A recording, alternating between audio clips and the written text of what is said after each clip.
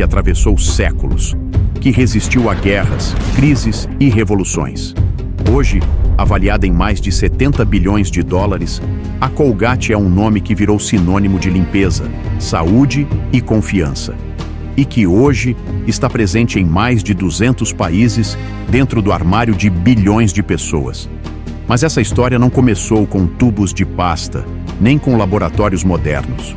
Começou com um garoto pobre, imigrante, com as mãos queimadas por soda cáustica, trabalhando em silêncio num porão fedorento de uma fábrica em Nova York. Essa é a história de William Colgate, um homem sem herança, sem contatos, sem diploma, mas que viu no sabão um produto desprezado, a chance de construir algo eterno. Neste vídeo, você vai descobrir como um menino, fugido da Inglaterra, fundou um império global, resistiu a incêndios, guerras e concorrência brutal, e deixou um legado que ainda vive em cada sorriso. Prepare-se para uma jornada de estratégia, superação e propósito, porque esta é a verdadeira história de como nasceu a Colgate. Agora, sente-se e relaxe. Vamos voltar ao ano de 1783 e reviver a trajetória de William Colgate.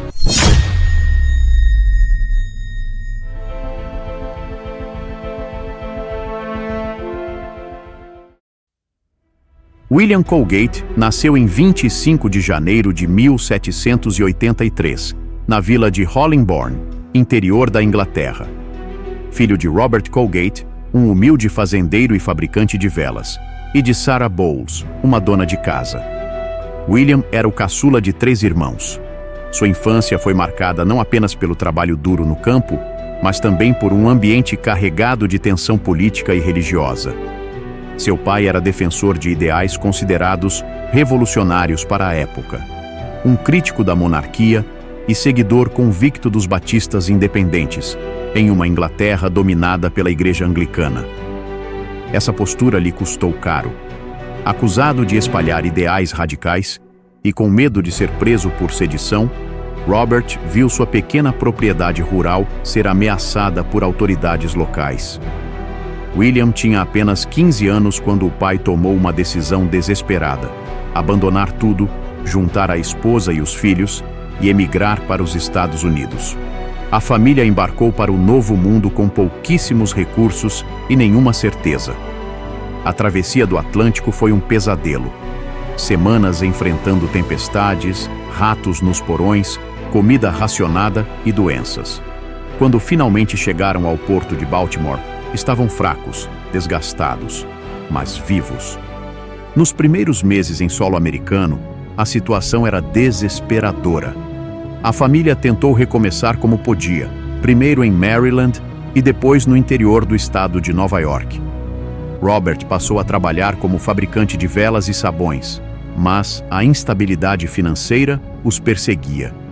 E foi nesse cenário de pobreza extrema que William, ainda adolescente, começou a trabalhar em tudo o que encontrava. Lavava estábulos, entregava leite, fazia pequenos reparos. Mas ele queria mais. Aos 21 anos, em 1804, tomou uma decisão que mudaria sua vida. Mudou-se sozinho para a cidade de Nova York. Na virada do século XIX, Nova York era uma metrópole em ebulição. Um polo de imigrantes, comerciantes e indústrias emergentes. Um campo minado para quem não tinha dinheiro, diploma ou sobrenome influente. Mas William tinha algo raro: disciplina e visão. Conseguiu emprego como aprendiz em uma pequena fábrica de sabão e velas, localizada nos arredores de Manhattan.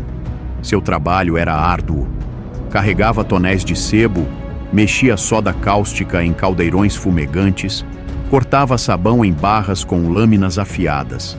As mãos viviam feridas. O cheiro de gordura animal impregnava por dias, mas ele observava tudo com atenção. Enquanto os outros aprendizes queriam apenas terminar o turno e ir embora, William ficava mais um pouco. Anotava mentalmente os ingredientes, os tempos de cozimento, as reações químicas. Observava como os patrões negociavam com fornecedores, como precificavam os produtos e como construíam relações com comerciantes locais. E foi ali, em meio à fumaça e aos calos nas mãos, que William teve sua primeira visão estratégica. O sabão não precisa ser apenas uma mercadoria anônima. Ele pode ser uma marca, pode carregar um nome, pode carregar o meu nome. Naquela época, produtos como sabão e vela eram vendidos a granel, sem padrão, sem rótulo e com enorme variação de qualidade.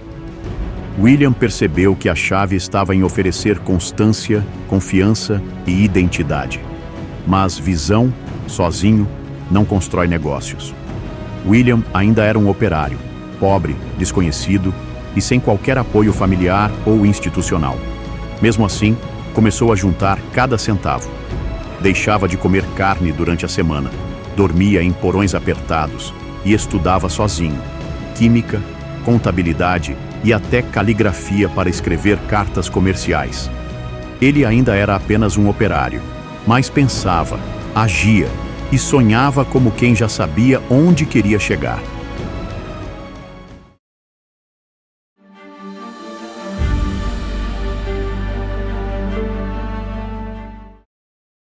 Em 1806, aos 23 anos, William arriscou tudo o que tinha e alugou um pequeno espaço na Dutch Street, no centro comercial de Manhattan.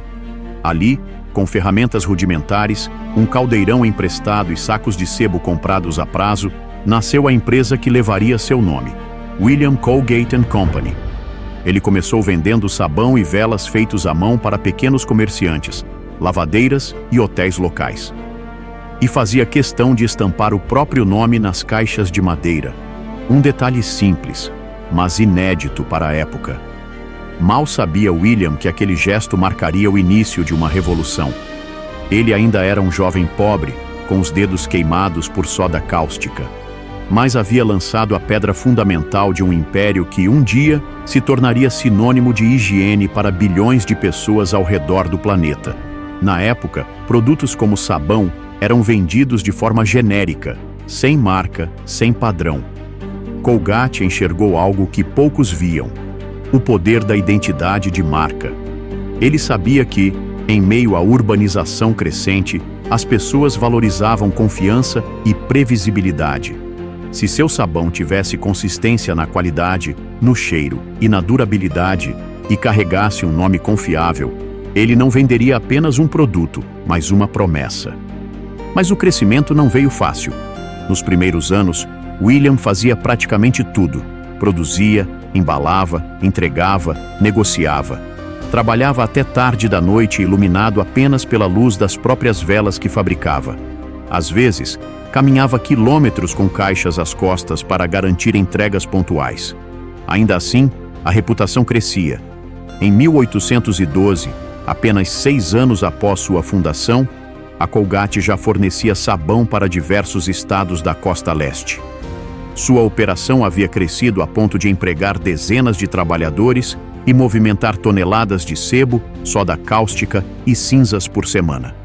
Nesse mesmo ano, porém, a Guerra de 1812 entre os Estados Unidos e a Inglaterra estourou, afetando diretamente os negócios de pequenos fabricantes. O bloqueio naval britânico dificultou a importação de matérias-primas e elevou drasticamente os custos de produção. Muitas empresas fecharam as portas. William, no entanto, reagiu com estratégia. Diversificou seus fornecedores, negociou estoques antecipados e, acima de tudo, manteve o preço de seus produtos estável, mesmo com margens apertadas. O resultado? Ganhou ainda mais respeito dos comerciantes e consolidou sua imagem como empresário confiável em tempos difíceis. Nos anos seguintes, com a guerra encerrada e a economia se estabilizando, William investiu na expansão. Em 1820, abriu uma nova unidade fabril e passou a produzir também amido e extratos aromáticos, ampliando seu portfólio e abraçando novos mercados.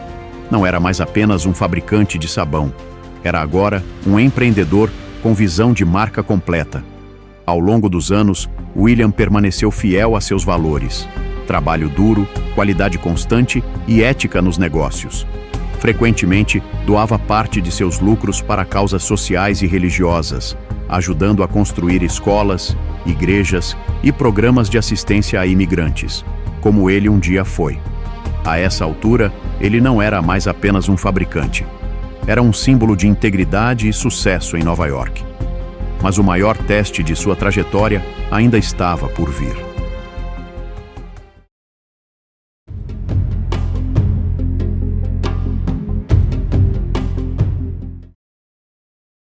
Nos anos que se seguiram ao crescimento inicial da Colgate, os desafios mudaram de forma. Se antes era preciso sobreviver como pequeno fabricante, agora William Colgate precisava lidar com as dores do crescimento acelerado. Sua empresa ganhava cada vez mais espaço no mercado, mas isso exigia algo que poucos sabiam manter: consistência em escala. Com o aumento da demanda, vieram as dificuldades operacionais. Manter a qualidade dos produtos em grandes volumes não era simples. Faltavam padrões claros, e a formação de novos funcionários nem sempre acompanhava o ritmo de produção. William, atento aos detalhes, percebeu que o futuro da empresa dependeria de mais do que boas intenções. Foi então que instituiu treinamentos rigorosos e desenvolveu manuais que padronizavam cada etapa do processo, da manipulação da soda cáustica ao corte das barras de sabão. Essa disciplina interna foi essencial para sustentar a reputação que ele havia construído.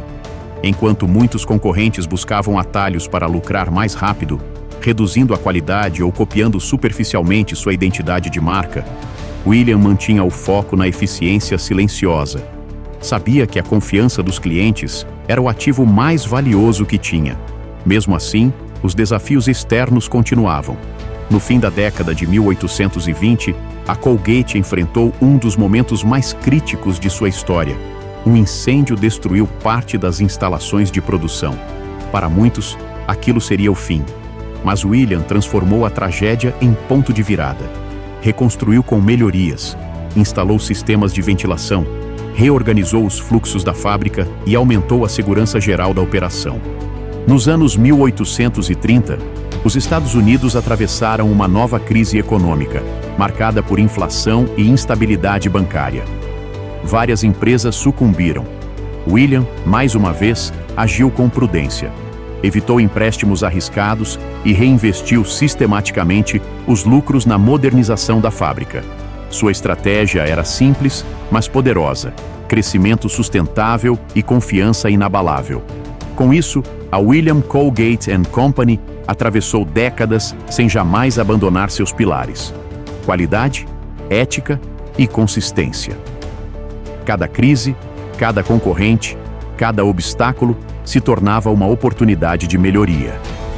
Ao final desse período turbulento, William não era mais apenas um fabricante. Tinha se tornado uma referência de resiliência, liderança e visão. E estava pronto para colher os frutos de tudo o que havia construído com as próprias mãos.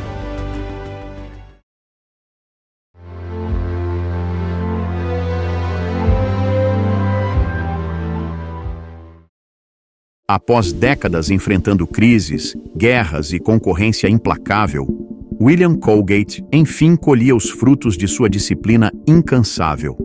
Nos anos 1840, sua empresa já era reconhecida em todos os estados do Nordeste americano como referência em sabões, amidos e velas, sinônimo de confiabilidade, eficiência e qualidade. Mas o tempo cobra seu preço. Aos 60 anos, William já não tinha o mesmo vigor de antes. Embora mantivesse a rotina austera e a ética de ferro que o acompanharam por toda a vida, ele sabia que sua missão agora era outra: garantir que o que construiu não morresse com ele. Entre seus filhos, um nome se destacava: Samuel Colgate. Desde jovem, Samuel demonstrava interesse real pelo negócio.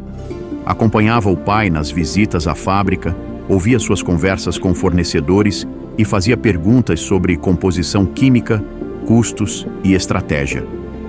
William, exigente como era, não deu nada de mão beijada. Fez questão de que o filho aprendesse cada etapa, da manipulação dos ingredientes até os cálculos de margem de lucro. Essa preparação ficou ainda mais intensa a partir de 1847, quando William sofreu um leve derrame. Recuperou-se, mas o episódio foi o alerta final. Um ano depois, em 1848, aos 65 anos, William Colgate se afastou da liderança da empresa, entregando o controle ao filho. Estava nascendo ali a nova geração da marca, agora sob o comando de um jovem com a mesma firmeza do pai, mas com um olhar voltado para a modernização e inovação. Samuel assumiu o comando em um momento de grande transformação. A Revolução Industrial acelerava os processos de produção, novas máquinas chegavam da Europa e os hábitos dos consumidores estavam mudando.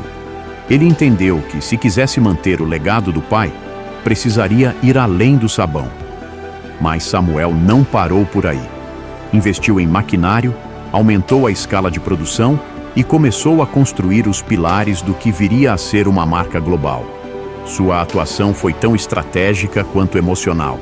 Ele não queria apenas manter o negócio vivo, queria honrar o nome do pai. Em 25 de março de 1857, William Colgate faleceu, aos 74 anos, em sua casa em Nova York. Foi enterrado no Greenwood Cemetery, no Brooklyn, em uma cerimônia simples, como sempre viveu. Sua morte marcou o fim de uma era, mas também o início de um novo ciclo. Logo após sua morte, a empresa passou a se chamar oficialmente Colgate Company, marcando o momento em que o nome do fundador deixava de representar apenas um homem e passava a representar uma marca, uma identidade que cresceria muito além de sua origem. Porque, embora William tenha partido, o que ele construiu não apenas resistiu, cresceu, evoluiu e se transformou. Graças ao preparo, à visão de sucessão e à disciplina que ele cultivou ao longo da vida, a Colgate estava pronta para cruzar o século seguinte e entrar no mundo como uma gigante.